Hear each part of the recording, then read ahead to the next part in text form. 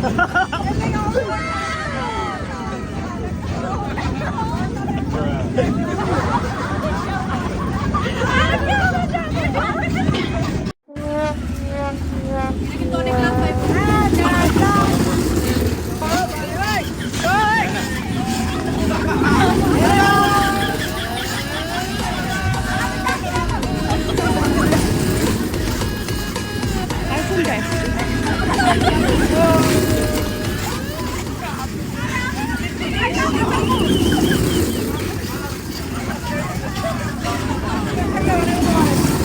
ভাবছেন ভয়েসগুলো কাটতে ভুলে গিয়েছি?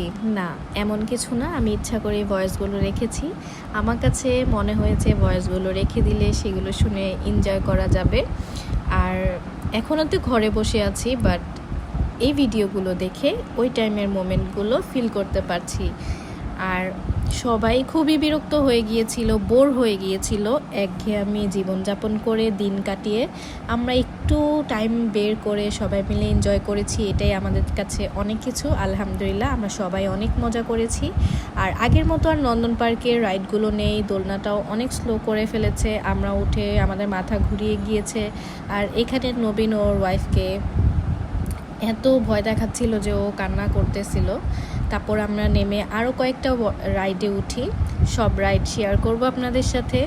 এরপরে যে রাইডটাতে উঠেছি, এখানে সিঙ্গেল তো উঠা যায় না, ডাবল কাপল উঠে, বাট ডাবল ছিল না, আমরা ট্রিপল উঠেছি, অনেক এনজয় করেছি এখানে। আমার সাথে আমার পার্টনার ছিল না বলে আমি ওদের সাথেই জয়েন করেছি।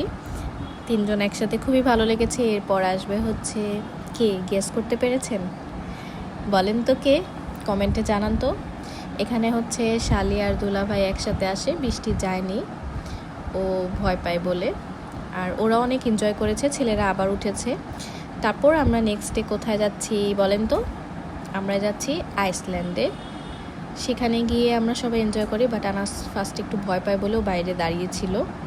আমরা সবাই মিলে যাই, এনজয় করি।